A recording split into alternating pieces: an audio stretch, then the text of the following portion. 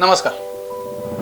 महाराष्ट्र विधानसभा निवडणूक कुठला पक्ष काय कमावणार आणि काय गमावणार याच्या मागच्या एपिसोडमध्ये आपण भाजप, काँग्रेस आणि शिवसेना एकनाथ शिंदे गट यांच्यावरती चर्चा केली. आज उरलेले 3 पक्ष म्हणजे शिवसेना उद्धव ठाकरे गट, राष्ट्रवादी काँग्रेस शरद पवार गट आणि राष्ट्रवादी काँग्रेस अजित पवार यांच्यावरती चर्चा करू. एकनाथ शिंदे यांच्या परफॉर्मन्सवरती सर्वात बारकाईने जर कोणी लक्ष ठेवून असेल तर ते म्हणजे उद्धव ठाकरे. काही तासांच्या अवधीत गमावलेले मुख्यमंत्री पद आणि नंतर काही दिवसात गमावलेला वडिलांचा पक्ष यामुळे उद्धव ठाकरे यांची एकूणच राजकीय कारकीर्द सध्या एका विचित्र वाटेवरती सुरू आहे. ज्या पद्धतीने सत्ता, पक्ष आणि पक्षचिन्ह ठाकरेंना गमवावे लागले ते उभ्या महाराष्ट्राने बघितले आणि त्यानंतर एक प्रचंड अशी सहानुभूतीची लाट त्यांच्या बाजूने झाली.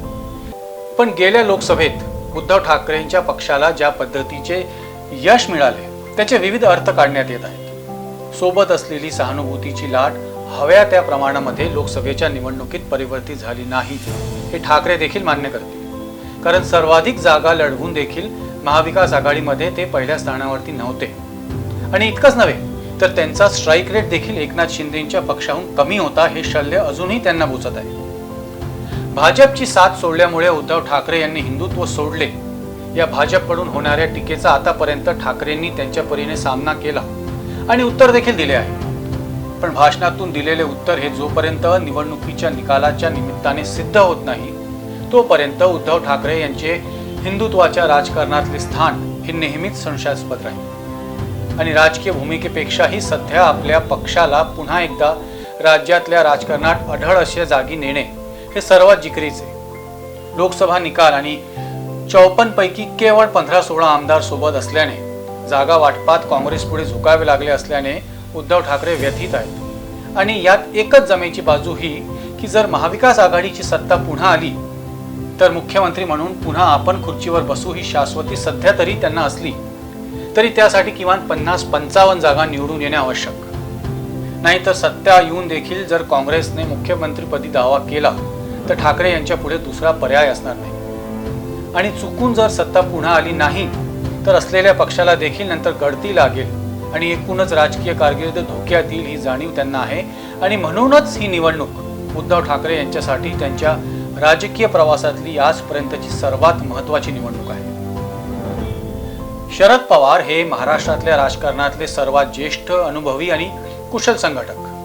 2019 नंतरच्या निकालानंतर जे काही राजकीय भूकंप महाराष्ट्र राज्याने अनुभवले त्याची सुरुवात खऱ्या अर्थाने शरद पवारांनीच केली. काँग्रेस आणि शिवसेनेला सोबत घेऊन महाविकास आघाडीची मोड बांधली ती पवारांनीच.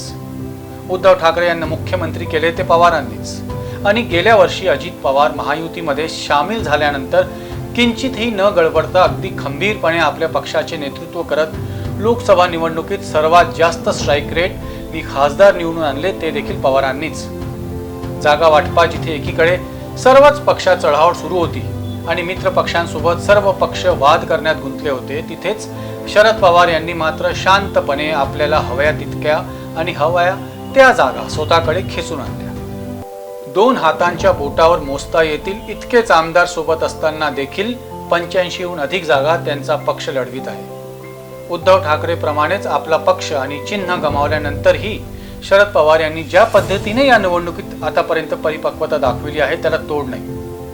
आपल्यानंतर आपला पक्ष कदाचित काँग्रेसमध्ये विलीन होईल आणि राज्यातली आपली ही शेवटची निवडणूक आहे याची जाणीव पवारांना आहे आणि म्हणूनच पवार यांची लढाई केवळ राजकीय अस्तित्वापुरती सीमित नाही तर हा पुरोगामी महाराष्ट्र पुन्हा एकदा धर्मांध शक्तींच्या हातात जाता कामा नये याची खबरदारी शरद पवार घेत आहेत.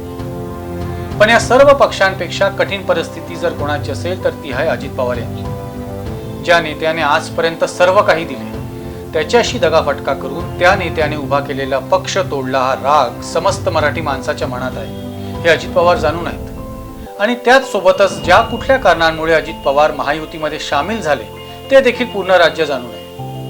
महायुतीमध्ये आपली गरज कधीच नव्हती आणि आपल्याला सोबत घेणे ही केवळ भाजपाची एक राजकीय चाल होती हे न समजण्या इतके अजित पवार अपरिपक्व नाहीत आणि म्हणूनच आपण भाजपाच्या सोबत गेल्याने आता पूर्ण बार्गेनिंग पॉवर ही भाजपकडे असणार याचा प्रत्यय अजित पवारांना लोकसभेच्या निवडणुकीत पूर्णपणे आला होता.